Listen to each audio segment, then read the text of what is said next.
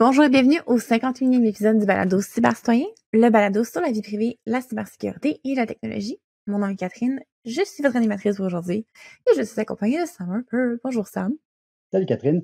Donc aujourd'hui, on s'était dit que, en vue de ce qui se passait dernièrement dans l'actualité, on ne pouvait pas passer à côté un petit tour de l'actualité pour le balado de cette semaine. Puis je propose de rentrer directement dans le vif du sujet avec justement toute cette situation-là autour de l'utilisation de Signal par l'administration Trump impliquant un journaliste. Raconte-nous ça. C'est ça, parce que justement, dans notre avant-dernier épisode sur la protection de la vie privée puis les façons de communiquer de façon privée sur le net, on avait d'ailleurs vanté les mérites de Signal, dit que c'était super, super bon. Le problème, c'est que c'est moins bon quand tu inclus quelqu'un dans ta conversation qui ne devrait pas être là. Puis c'est justement ça que l'administration Trump a fait. Donc, en gros, c'est Matt Waltz, qui est un des conseillers en sécurité nationale, qui a inclus un journaliste, Jeffrey Goldberg, donc un journaliste qui est l'éditeur en chef là, du magazine The Atlantic, ancien journaliste pour le Washington Post, si je ne me trompe pas. Donc, c'est ça. Fait un monsieur qui a toute une carrière et qui reçoit à un moment donné une invitation à faire partie d'un groupe chat. Au début, il ne comprend pas trop c'est quoi, mais tu sais, il dit OK, il accepte la participation. Puis là, il voit des noms qui apparaissent parmi les autres membres de ce groupe-là. Puis dans son article, qui d'ailleurs est excellent, on mettra un lien là, dans les show notes, il explique au début qu'il se dit ben, c'est probablement une joke, là. Ça se peut pas. Il dit au début, je me dis, c'est soit une blague Mhm. ou c'est probablement une campagne de désinformation. OK. Puis on est en train d'essayer de me faire croire que c'est Matt Waltz, que c'est je dis Matt depuis tantôt, là. C'est Michael Waltz. Puis de c'est ça, puis il y avait J.D. Vance, là, le Ouais. vice-président qui était impliqué là-dedans. Tu avais Pete Hegseth, qui est comme le ministre de la Défense. Puis tu avais comme pas mal d'autres personnes haut gradées là, dans toute la sphère là, de défense nationale. Mhm. Fait que là, il dit, ça se peut pas. Tu sais, mais il continue à voir les messages rentrer. Puis au début, il y avait un genre de débat sur est-ce qu'on devrait ou non attaquer les Houthis. Les Houthis, c'est une faction au Yémen qui est backée par l'Iran. Puis depuis le 7 octobre et la réponse d'Israël, ben, les Houthis ont envoyé des missiles vers Israël, puis ont aussi attaqué les- les bateaux là, qui se Ouais. promènent dans ce coin-là. Puis ça a quand même déstabilisé là, les voies maritimes dans ce coin-là. Et là, l'administration Trump disait que Biden avait été mou, qu'il n'avait pas fait assez, puis qu'eux autres, là, ils allaient répliquer comme du monde. Puis là, tu avais comme un peu des discussions. Tu avais d'un côté J.D. Vance qui disait, ben là, on n'a pas vraiment comme parlé de nos raisons pour le faire, puis en même temps, nos bateaux passent pas par là, c'est surtout les Européens. Puis pourquoi est-ce que nous, on irait faire quelque chose qui va surtout aider les Européens, ils devraient nous donner quelque chose en retour, etc. Mhm. Fait qu'il y avait comme ce genre de débat-là. Fait que le journaliste, il dit, OK, c'est intéressant, mais je suis toujours pas sûr que c'est vrai, ça doit être une blague. Puis à un moment donné, puis dans le premier article, il dévoile pas les détails de ce qu'il dit ensuite, parce qu'il dit ensuite, il dit, j'ai reçu les plans d'une attaque. Puis il disait OK. qu'est-ce qui partait, puis quand, puis tu sais, des détails quand même assez top secret, disons. Ouais. Puis dans son premier article, il ne mentionne pas. Il dit juste, je ne vais pas vous en parler parce que c'est probablement sensible. Ouais. Puis il dit, puis il y avait des heures, puis il dit, ben, à l'heure prédite, je suis allé sur Internet, puis j'ai commencé à faire des recherches, puis là, j'ai vu que ben, il y a des bombes qui tombaient pour vrai, là. Puis il dit, là, j'ai su, ben, c'est vrai, là, cette histoire-là. Là. Je veux dire, je suis vraiment dans une discussion avec le vice-président, avec Pete Hegseth, avec. Puis là, il dit, j'ai quitté le groupe parce que je savais qu'en quittant le groupe, j'allais envoyer une notification pour dire Jeffrey Goldberg a quitté le groupe, puis au moins ils sauraient qu'ils se sont trompés. Lui-même, The Atlantic a communiqué avec le Pentagone qui ont dit ouais, c'est pas idéal, mais c'est vrai que ce groupe-là existe. Ils ont comme validé que le groupe existait pour vrai et qu'ils allaient regarder comment ça se fait. Après ça, il y a une espèce de campagne Un peu tout bord, tout côté. D'un côté, on le traitait de minable, que c'était un mauvais journaliste, que c'était un menteur, qui disait n'importe quoi. Hem, Après ça, des gens ont dit que peut-être qu'il avait hacké Signal, puis qu'il avait, tu sais, puis que, tu sais, Elon Musk et les meilleurs cerveaux, des États-Unis allaient comme réfléchir à comment ça s'était passé, alors que c'est juste tu cliqué sur le numéro de téléphone de quelqu'un qu'il fallait pas, là. Mmh. Hem, Puis aujourd'hui, en réponse à ces genres d'allégations-là, ben, finalement, The Atlantic a publié tout. Ils ont Oh! décidé, OK, je pense qu'ils ont caché parce que un c'était comme le nom d'un agent de la CIA, ça, je pense qu'ils l'ont pas mis dedans, OK, mais ils ont mis les détails sur, les plans, puis tu sais, à quelle heure, puis tout ça, là, avec les fait que, tu sais, OK. ils ont publié les preuves, là, pour dire: «Regarde, là, c'est pas vrai que c'était pas des plans de guerre, c'est pas vrai que c'était pas du matériel top secret». C'est quand même gros. C'est quand Mais moi, je suis fascinée, en fait, qu'il ait quitté le groupe. Il me semble que je sais pas, peut-être que je suis pas faite pour être journaliste, mais il me semble que je serais restée un petit peu plus tu sais, c'est quand tu as la je chance d'être serais la resté mouche sur le mur, carrément, là. je dirais que je serais resté un peu plus longtemps, moi aussi. Ouais, ouais, ouais, ouais, Ouais. j'aurais Au pris le pire, temps, là. je leur envoie un petit pouce. J'aurais pris mon temps, là. Je serais restée, j'aurais collecté des choses. Mais tu sais, en même temps, c'est pas Jeremy Scahill ou comme un journaliste là, tu sais, anti-guerre et tout ça, là. Je veux dire, Goldberg, c'était une des personnes, qui a peu préparé l'opinion publique pour l'invasion de l'Irak, là.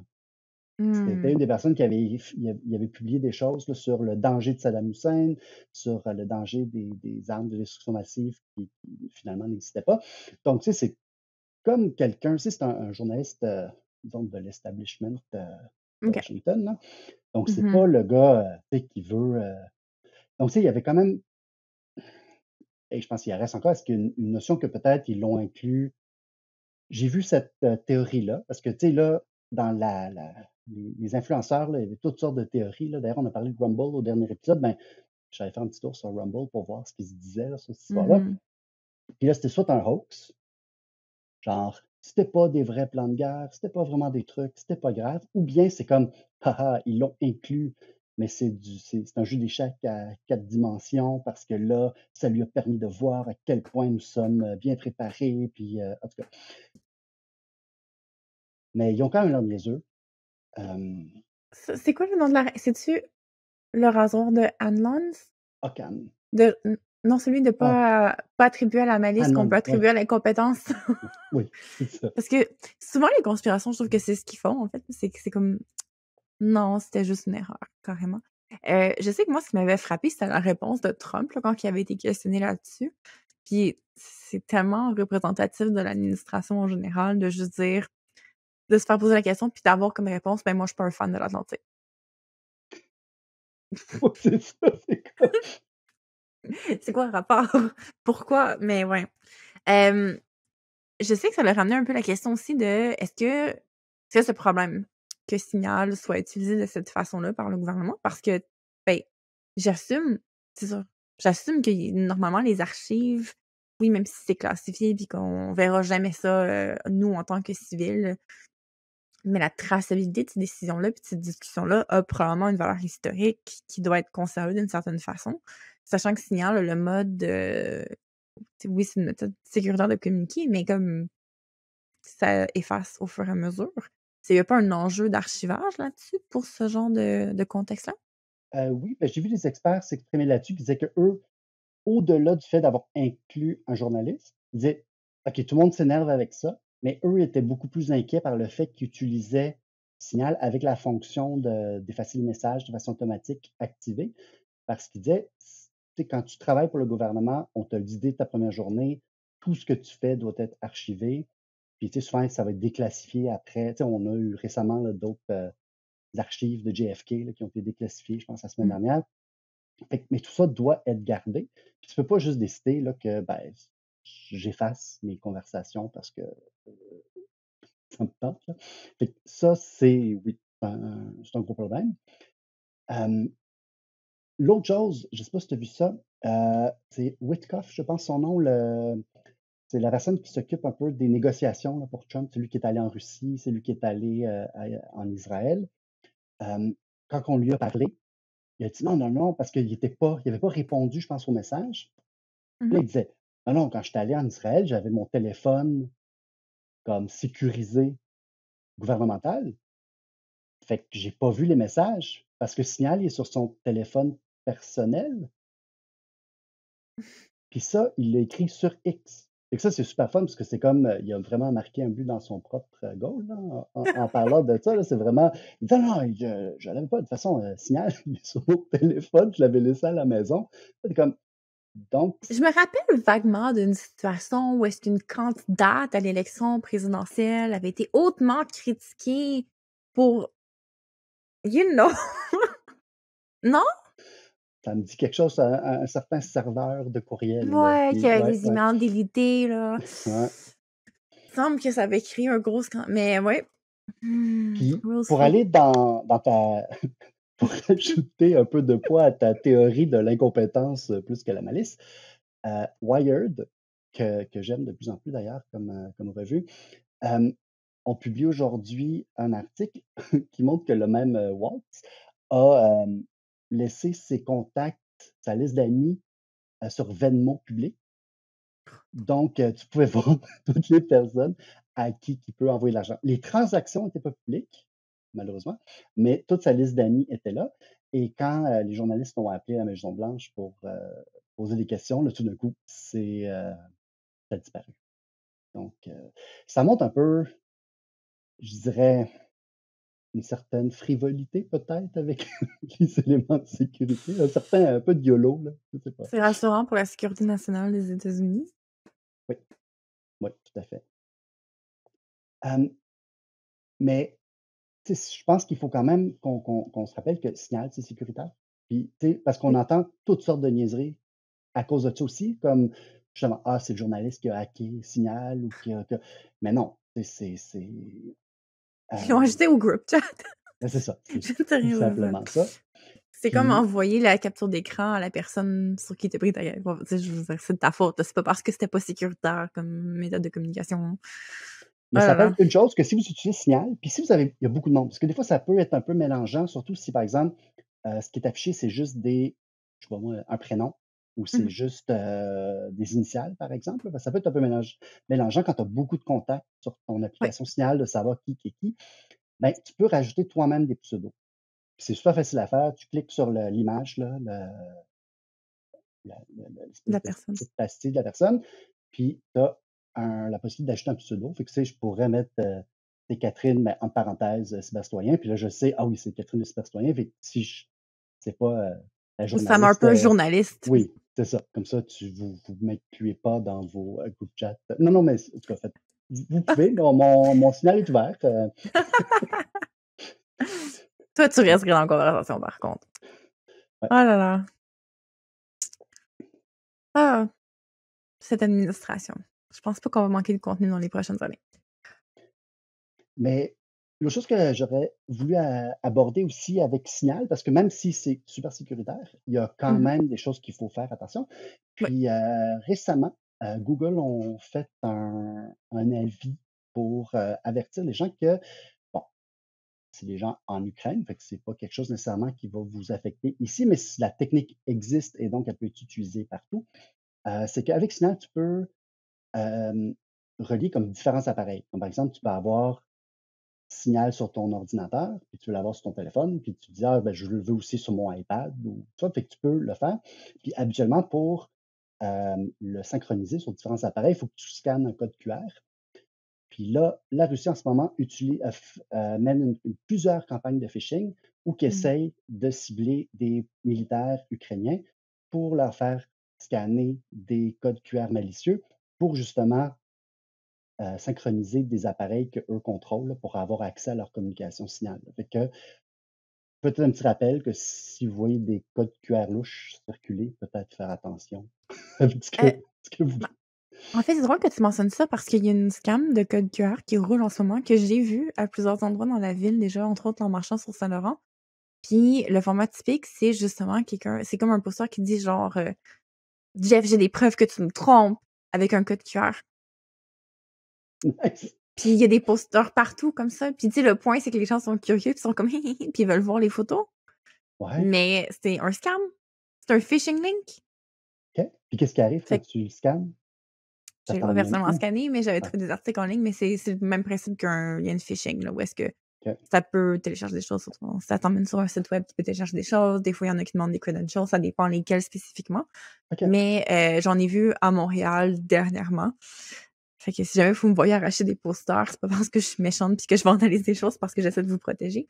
Mais non, pour vrai, je les voyais les posters puis les gens les scannent. J'ai vu des gens scanner puis comme il y a juste moi qui est comme non, faites pas ça. Fait que faites attention aux gars de cœur. Je suis en Tu train de t'imagines la scène t'imaginer en ce moment, hein, ouais. arracher le poster pendant que la personne le scanne, tu l'as plaqué pour que: «Madame, je vais vous sauver!» Puis là, tu la plaques. Ouais, Je prends je prends la cybersécurité à cœur, OK? c'est ça. Mais Ouais, non, pour vrai, les scams par code QR, ça devient de plus en plus un enjeu d'ailleurs de si jamais vous êtes quelqu'un qui est en charge de faire de la sensibilisation, considérez justement commencer à entraîner vos utilisateurs à peut-être faire ouais, un peu attention à ces choses-là, justement. OK. Voilà. Donc, parlant de phishing scam, Oui. heu, quand tu m'as annoncé ça, avant l'émission, j'étais: «Oh non, have I been pawned? Victime d'un pawn?» Qu'est-ce qui Ben, s'est c'est passé? ça parce que c'est un autre service dont on vante Oui. continuellement les mérites. Et là, ça fait 2 sur 2 que les services dont on vante les mérites se retrouvent dans les nouvelles. Mais je dois avouer que j'ai quand même été impressionné par la façon dont Joy Hunt a géré ça. Mmh mh. Donc en gros, Have I Been Pwned, c'est un site web. C'est un gars qui a parti ça au début, bénévolement pour le fun. Puis là, je pense qu'il y a comme une organisation derrière ça. Mais en gros, c'est un site web hem, qui te permet de savoir si ton courriel est dans une brèche. Fait que lui, il collectionne les brèches. Fait que s'il trouve que, par exemple, votre compte LinkedIn avec votre courriel est dans une brèche, ben, vous pouvez rentrer votre courriel sur son site qui va dire: «Ah non, c'était dans une brèche et voici la brèche» ou «Ah cool, tu sais, il y a aucune brèche avec ça». Puis vous pouvez même, sur son site, vous abonner à des alertes. Fait que, par exemple, je mets la plupart de mes courriels sont inscrits là. Fait qu'à ce moment-là, j'ai reçu un courriel pour dire: «Hey, il y a une brèche dans tel service», puis ton courriel s'est retrouvé dedans. Fait que c'est comme un excellent, service. Puis tu sais, il te dit pas c'est quoi le mot de passe qui est associé, tout ça. Fait que c'est sécuritaire, mais ça te permet au moins d'être au courant puis de prendre des mesures là, au besoin. Eh bien, il s'est fait, avoir par un lien de phishing. Il a reçu un courriel, puis ce qu'il disait, c'est qu'il est en train de voyager, il est en décalage horaire, il était fatigué. Il reçoit un courriel qui lui dit, «Ah, on a reçu, tu sais, votre compte a été, flagué parce que, pour du spam, il faudrait que vous alliez vérifier votre compte parce que ça se peut que vous ne soyez pas capable d'envoyer votre prochaine infolettre». Ou tu sais, quelque chose de très sobre, très Mmh. bien fait. Puis il a cliqué, il a rentré puis là, il a dit: «Ah, tu sais, mon one password», donc son gestionnaire de mots de passe n'a pas rempli automatiquement les champs, fait qu'il les a remplis lui-même. Il y avait le deuxième facteur d'identification, il a rentré son code à 6 chiffres, puis après ça, ça a juste comme il s'est rien passé. Puis là, il a reçu une alerte pour dire que sa base de données de courriel avait été exportée Wow. automatiquement. Fait que c'est vraiment quelque chose qui est fait automatiquement, c'est pas un humain qui était derrière à Non, ce non. moment-là, là. Donc puis Mais moi, je trouve que ce que ça dit, c'est justement à quel point ça, c'est une des choses que quand j'enseigne, justement, quand je parle à mes étudiants de pourquoi les gens cliquent, une des choses que je veux vraiment driller dans leur tête, c'est que c'est pas parce que les gens sont nono qu'ils cliquent. Que n'importe c'est pas une question de si tu vas cliquer un jour, c'est une question de quand tu vas cliquer un jour. ouais, Puis que dans les faits, dans la majorité des cas, quand on regarde les clics, pourquoi est-ce que les gens cliquent? Soit parce qu'ils étaient curieux, donc ils savaient en toute connaissance de cause qu'ils s'en allaient cliquer sur quelque chose de suspect, mais ils veulent savoir c'est quoi la suite, ou parce qu'ils étaient distraits. Puis, tu sais, quand on envoie des campagnes de phishing, là, le département de TI, il se fait tout le temps avoir aussi, là, même si en théorie, they should know better. Le point, c'est que les gens sont distraits, les gens sont occupés. mmh Puis ben, ces systèmes-là, ils attendent juste éventuellement que ça soit la ouais, bonne foi, justement. Fait que je trouve que effectivement, tu sais, je lisais son blog aussi, puis je trouve qu'il est très humble dans la façon qu'il explique. Tu comme oui, c'est une erreur, mais ça arrive, ce genre de ouais, choses-là. Puis je trouve que c'est un bon rappel, justement, de se dire que sais, quand je vois des gens, mettons, sur LinkedIn, passer des commentaires un peu, là, condescendants sur comme, ah, je peux pas croire qu'il y a des gens qui se sont fait avoir par tel truc. Mhm. N'importe qui peut se faire avoir éventuellement par des choses. Puis peut-être qu'on a besoin, justement, en cyber, de prendre une petite pilule d'humilité, puis de se rappeler que ce genre de cas-là, ça existe. Ouais.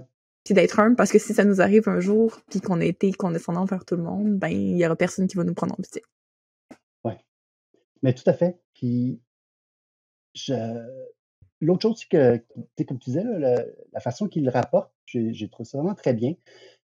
Puis aussi, tu sais, il l'a rapporté 34 minutes après que ce soit arrivé. Comme il dit, entre le courriel, le timestamp du courriel, puis son post de blog, c'est 34 minutes. Fait que, tu sais, Oh il a my pas non God. plus essayé de cacher ça, il a pas essayé, tu sais, il a tout de suite dit: «Regarde, j'ai fait une niaiserie, elle a eu telle conséquence, j'ai averti tout le monde de, tu sais, tous les courriels qui sont là-dedans».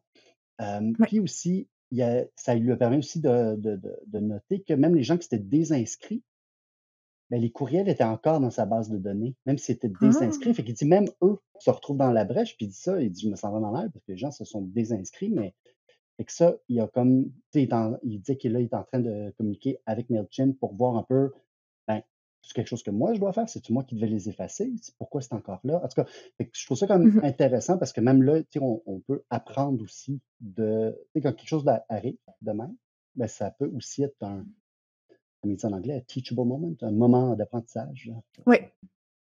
Ouais, définitivement. Puis, tu sais, justement, le fait, il mentionnait aussi que le two-factor authentication n'était pas fish-proof. Ouais, Fait que ça, c'est intéressant aussi de justement d'utiliser cette expérience-là pour se dire, OK, comment est-ce qu'on peut rendre ça plus sécuritaire pour que ça n'arrive pas à d'autres personnes? ouais, Intéressant. ouais, non, c'est ça. Fait que c'était quand j'ai vu qu'il s'était fait avoir, je suis comme: «Oh non, qu'est-ce qui s'est passé?» Mais je trouve quand même que c'est comme tu dis, ça montre que on est vraiment pas à l'abri de ça. Puis l'autre chose qui m'a frappé aussi, c'est le fait, tu sais, qu'il disait: «J'étais vraiment fatigué». Ouais. Puis s'il y a quelque chose qu'on fait pas, mais qu'on devrait faire, c'est d'avoir le réflexe que quand on est fatigué, ben, on devrait pas gérer nos courriels. Tu sais, on le fait Mmh. souvent à des moments, tu sais, je donne, des fois l'exemple, tu sais, tu es assis à la toilette puis tu réponds à des courriels. Hey, tu devrais pas, tu sais, j'avais vu quelqu'un dans une conférence qui parlait que, tu sais, répondre à un courriel, c'est comme opérer une chainsaw. C'est Ouais. aussi dangereux. Puis quand tu opères une chainsaw, ben, tu mets ton casque, tu mets tes bottes, tu mets tes gants, tu es pas saoul, tu es pas fatigué, tu sais, il y a comme des règles, tu as suivi ton cours de Ouais. CSST, et cetera. On devrait avoir le même genre de respect pour le courriel qu'on a pour une chainsaw, là, parce que C'est intéressant parce qu'effectivement, tu sais, dans notre façon d'être, c'est souvent le truc qu'on fait première chose en rentrant le café n'a pas encore fait effet, on va rentrer nos ouais, courriels. Fin de journée, quand on est fatigué, qu'on est plus capable de faire du gros travail de profondeur, on check nos courriels un peu sur la go, entre 2 trucs. Ouais. Alors que dans les faits, c'est, pendant des réunions, pendant qu'on a notre attention de se séparer. Mais en fait, on rit, mais je me rappelle d'un ouais, test de phishing que j'avais envoyé dans une entreprise, puis à l'époque, tu sais, le directeur avait approuvé le template, avait approuvé la date. Il savait à la minute près, là, quand est-ce que j'envoyais ça. Puis, il était un des premiers à cliquer dessus. oh, Puis, je me rappelle, là, lui qui m'écrit tout de suite: «Oups». C'est comme: «Qu'est-ce qui s'est passé?» Puis là, on parle d'un directeur TI, informatique, qui a fait ça toute sa vie, là. Puis ce qui se passait, c'est qu'il était dans une rencontre lui-même avec son patron. mmh, Puis la réunion allait pas vraiment bien. Puis comme, tu sais, des fois, pour se distraire émotionnellement, tu fais autre chose sur le côté.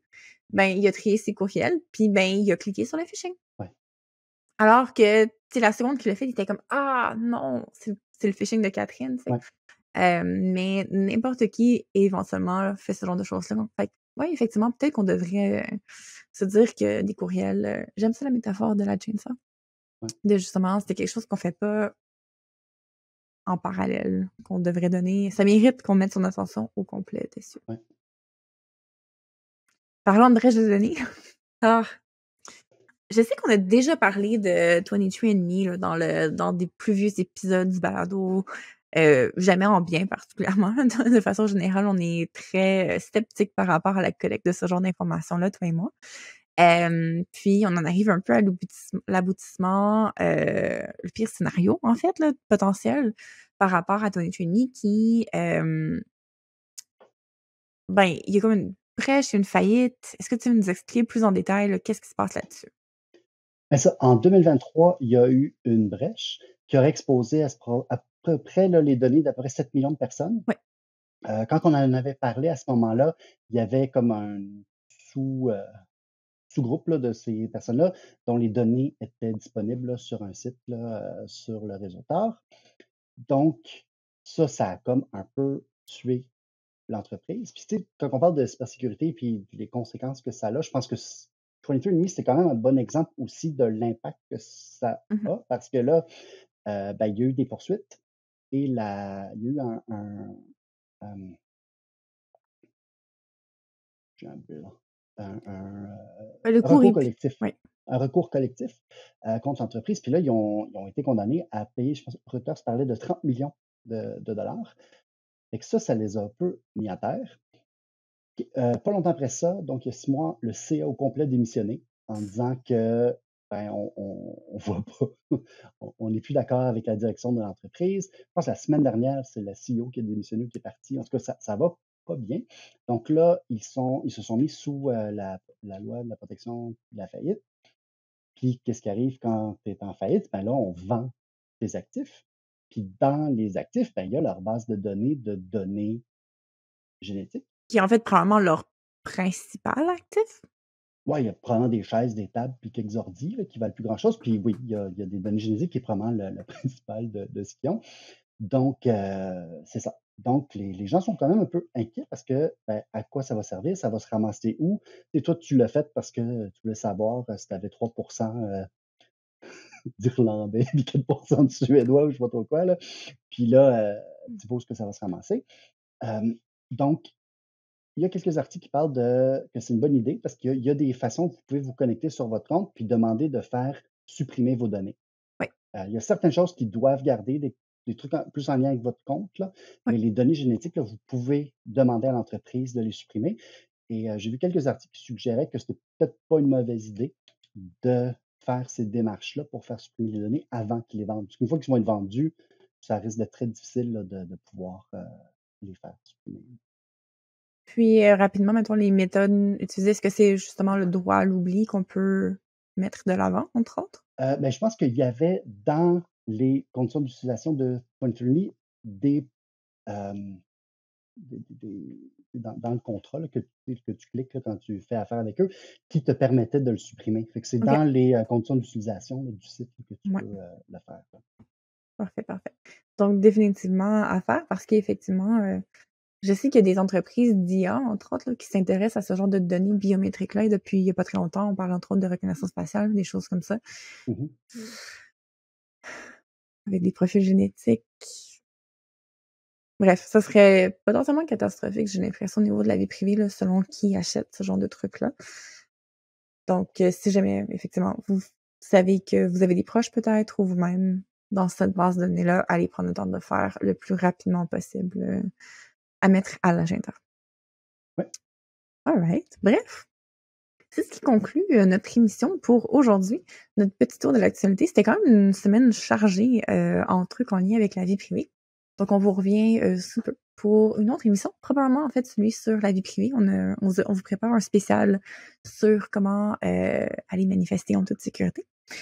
Bref, si vous avez aimé le balado, on vous invite à nous aider à le faire connaître en en parlant autour de vous, en vous abonnant, en nous donnant les 5 étoiles sur peu importe la plateforme que vous utilisez. Et puis, on vous dit un grand merci également à des Jim Tom pour l'indicatif sonore. À bientôt. À bientôt.